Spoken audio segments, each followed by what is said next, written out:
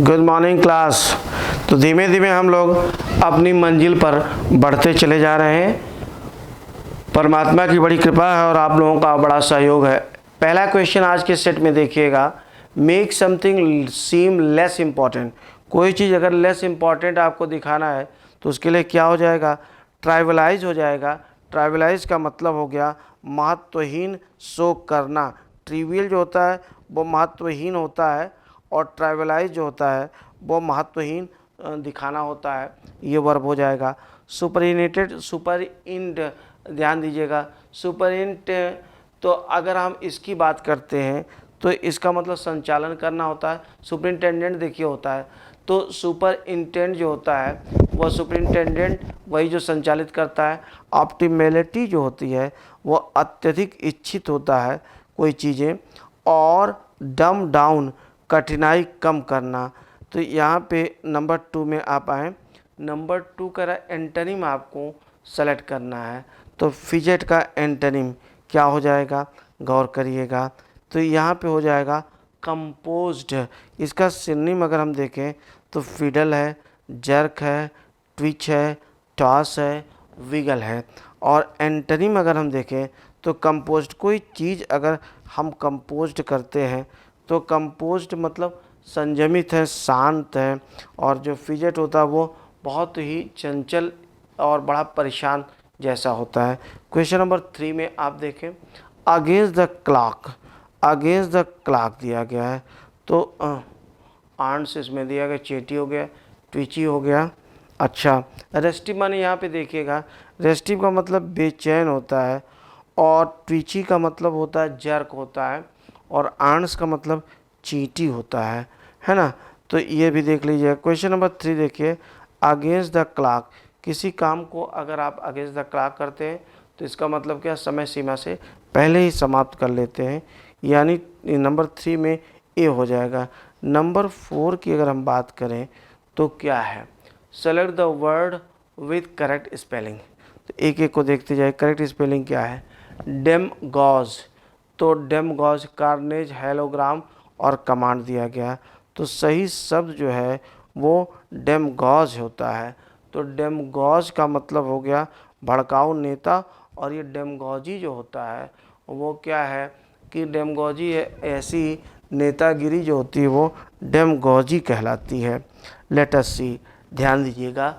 और कार्नेज में इसका मतलब क्या, carnage CARNAGE, that is carnage, उसे हम कार्नेज कहते हैं। और होलोग्राम आप जानते ही हैं, HOLO। और इसके बाद कमांड डी में आप देखिएगा COMMAND। अच्छी बात है। Question number 5, blah. ब्लाह को आप देखिएगा, ब्लाह ड्रेस। तो ब्लाह ये जो दिया गया है इसमें देखेंगे इसको क्या क्या है इसमें। लेट अस सी, ब्लाह ड्रेस ये एक्चुअली ब्लैंक दिया गया है, इसमें थोड़ा सा स्पेलिंग इसकी सही नहीं हो पा रही है। तो क्वेश्चन नंबर 5 में आप देखें कि अगर हम ब्लैंक की बात करें तो खाली हो जाएगा, निष्क्रिय हो जाएगा। तो इस क्वेश्चन को छोड़ दीजिए। क्वेश्चन नंबर 6 में आइएगा। क्वेश्चन नंबर 6 को देखिए क्या दे रहा है, improve the bracketed part. Improve the parents give their children some advice. कुछ एडवाइस दिया था उन्होंने। तो नंबर 6 में आप देखेंगे कि क्या हो जाएगा। अगर एडवाइस है तो हम लोगों का कॉन्सेप्ट क्लियर है। एडवाइस दिया इसका मतलब क्या हो गया, क्वेश्चन नंबर 6 को एडवाइसेज नहीं होगा। एडवाइसेज जो होता हो व्यापारिक सूचनाएं होती हैं। एडवाइज वर्ब है और सी में एडवाइजेज दिया गया, दोनों वर्ब हैं। और ए में व्यापारिक सूचनाएं, गलत हो जाएगा।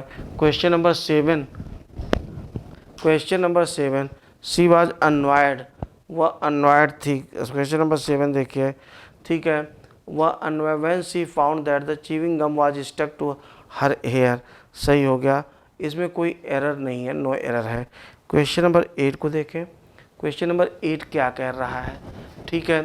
It is not easy for an actor to earn respect from both the fans. Both का जो पार्टनर होता है वह एंड होता है। तो बोथ का पार्टनर एंड होने की वजह से जो गलती है वह सी पार्ट में है। क्वेश्चन नंबर 9 को देखें। A gesture expressing respect such as बो।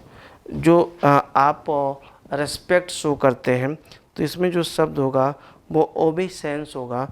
ओबेसेंस का मतलब माथा टेकना होता है। और बाकी शब्दों का अर्थ आप देख लीजिए। कंसेंसुअल जो होता है, कंसेंसुअल का मतलब ससंवेदित, पर का मतलब अकड़ना होता है, और जर्मिनेट माने अंकुरित होना होता है। क्वेश्चन नंबर 10 को देखिए, करेक्ट स्पेलिंग आपको देखना है। तो करेक्ट स्पेलिंग क्वेश्चन नंबर 10 में कौन होगा? ये ब्लाटिंग हो जाएगा। तो BLOTTING, यह ब्लाटिंग जो है यही आपका करेक्ट स्पेलिंग है। 11 नंबर में देखें, सेलेक्ट द सिनोनिम, सिनोनिम आपको सेलेक्ट करना है। तो क्या है? बीडिविलमेंट। अगर हम बीडिविलमेंट की बात करते हैं तो यह क्या होता है? इसका मतलब भूतों का जो आवेश होता है वो बीडिविलमेंट हो जाएगा, दैट इज बीडिविलमेंट। अब यही चीज़ जो है वह बीसेट है। बीसेट का मतलब घेर लेना, किसी समस्या इत्यादि से घिर जाना, दैट इज बीसेट हो जाएगा। अब इसका सिनोनिम देखिएगा, beset, afflict, rack, torture, plague. Antonym abate, aid, help, release, reprieve. डिलीव माने डिलाइट का मतलब प्रसन्नता होती है। डिलाइट क्या है? प्रसन्नता है। तो ज़रा से इसको देख लें, प्रसन्नता, प्रसन्नता हो गई। और आगे क्या? कंटेंटमेंट, संतुष्टि। और फैसिलिटेट का मतलब होता है किसी भी चीज़ को सुगम बनाना, आसान बनाना या उपलब्ध करा देना होता है। क्वेश्चन नंबर 12 को देखिएगा, someone gave, past indefinite, past continuous एक ही जगह दिया गया है।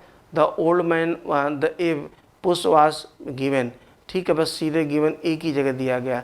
बाकी सी को अगर देखिएगा तो वाज बीइंग है, वाज नहीं दिया गया।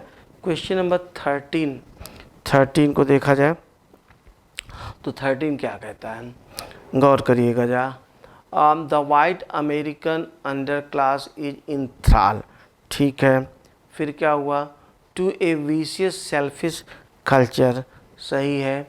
Whose main products are miser and used. ज़रा से इसको ध्यान दीजिए, क्या ये कह रहा है? पहले आप देखेंगे कि the white American underclass is in thrall, thrall में है, किसमें, किस चीज़ के थ्राल में? To a vicious selfish culture, एक विशियस सेल्फिश कल्चर का। फिर जिसका हुज मेन प्रोडक्ट्स, तो यहाँ पे अगर हम बात जरा सा करें, हुज का प्रयोग ध्यान रखिएगा निर्जीव के लिए भी होता है। और एक ही चीज़ यहाँ पे दी गई है, whose main products are miser and used heroin needles, तो यहाँ पे QRP का प्रयोग करें। क्वेश्चन नंबर 14 को देखिएगा, क्वेश्चन नंबर 14 क्या कहता है, ध्यान दीजिए।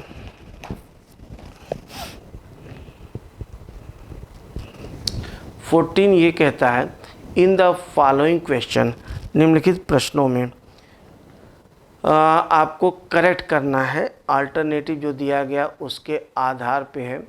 सी deserved the accolades as she for it, क्योंकि उसने काम किया था। तो अकोलेट्स का मतलब क्या हो गया? प्रशंसा हो गया। तो अगर प्रशंसा है, प्रशंसा उसको हुई है, उसकी की गई, तो उसने काम किया था। सी हैड वर्कड हो जाएगा, तो यहाँ पे सही हो जाएगा, सी हैड वर्कड, उसने काम किया था। क्वेश्चन नंबर 15 को देखिए, और क्वेश्चन नंबर 15 में क्या कह रहा है, लेट अस सी, ध्यान दीजिएगा ज़रा सा। But the most important thing is, जो सबसे महत्वपूर्ण चीज़ है, even if we part apart, we were apart with you. Question number Q पहले देख लीजिएगा। Even if we are apart, भले ही apart, I will always be, ध्यान दीजिएगा, I will always be with you. B के साथ एक ही चीज़, मैं हमेशा आपके साथ रहूँगा। तो PR तो पक्का आना ही आना है, और PR जो है पक्का, वह केवल ए में दिया गया है। इस प्रकार से ए हमारा सही हो जाएगा। क्वेश्चन नंबर 16 को देखेंगे कि यहाँ पे दिया गया फार लॉन्ग, सिंस और फार का जब प्रयोग होता है तो परफेक्ट या परफेक्ट कंटिन्यूअस का प्रयोग हो जाएगा। तो अगर फार लॉन्ग दिया गया है, इसका मतलब क्या हो गया? Have been waiting, have been waited, और बाकी कुछ है ही नहीं, तो हैव बीन वेटिंग का प्रयोग सही यहाँ पे। क्वेश्चन नंबर 17 को देखिए ज़रा। 17 क्या कहता है? Geetal said I bought a Honda City yesterday. थोड़ा सा ध्यान दीजिएगा। अगर स्टडी दिया गया है तो ए बी में स्टडी नहीं होगा।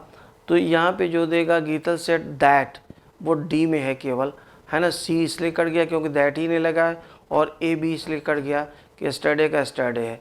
तो अपने आप हमारा आंसर सीधा है। देखिए वॉइस और नरेशन तो हम लोग देखते ही मारेंगे। क्वेश्चन नंबर 18 को देखिएगा।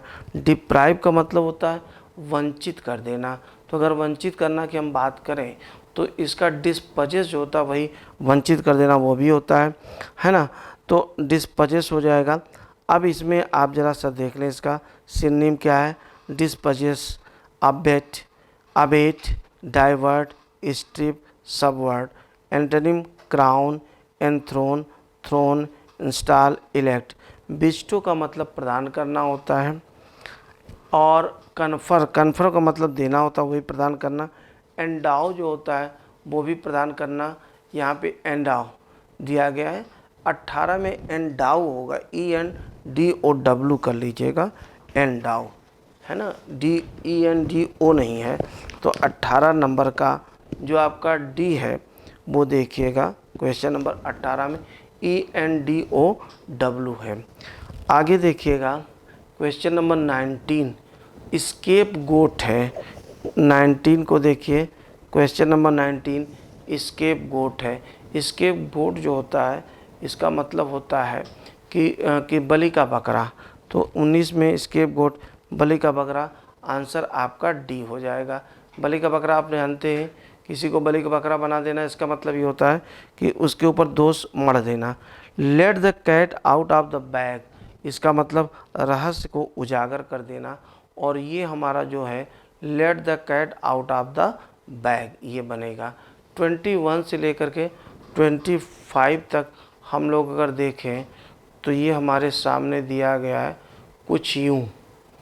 द ऑफ गुरु दक्षिणा, गुरु दक्षिणा का क्या है तो ज़रा समझिएगा।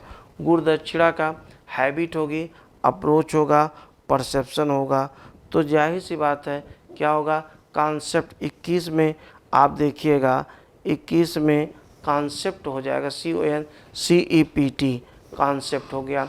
22 को देखिए, और ऑप्शन आपको भरना है 22 में। 22 ये कहता है कि ये यूनिक रही, अद्वितीय रही है, रेयर, डिफरेंट या पर्टिकुलर नहीं रही है। तो ये अद्वितीय रही है, इसको भी देख लीजिएगा। 23 को देखिएगा, फिर क्या कहता है 23 नाइव। नाइव यहाँ पे शब्द दिया जाएगा जो सेंस दिया गया। नाइव का मतलब सीधा साधा भोला भाला, इसको नाइव कहते हैं। अननोइंग जो होता है वो अज्ञान या अनभिज्ञता वाला होता है। अननॉलेजेबल अज्ञानी होता है ना। अननोइंग भी उसी तरह से होता है जिसको जानकारी ना हो। 24 को देखिए, 24 महत्व की बात चूँकि कर रहा है इसलिए सिग्निफिकेंस हो जाएगा। और 25 जो दिया गया है ऑप्शन, वह क्या है, विकसित करने की बात हो रही है, इसलिए यहाँ पे इवॉल्व का प्रयोग होगा। तो इस प्रकार से ये पेपर भी आपको पूरी तरह समझ में आ गया होगा, और इस पे प्रैक्टिस करते जाइएगा। मेरी शुभकामनाएं आपके साथ है। बहुत बहुत धन्यवाद।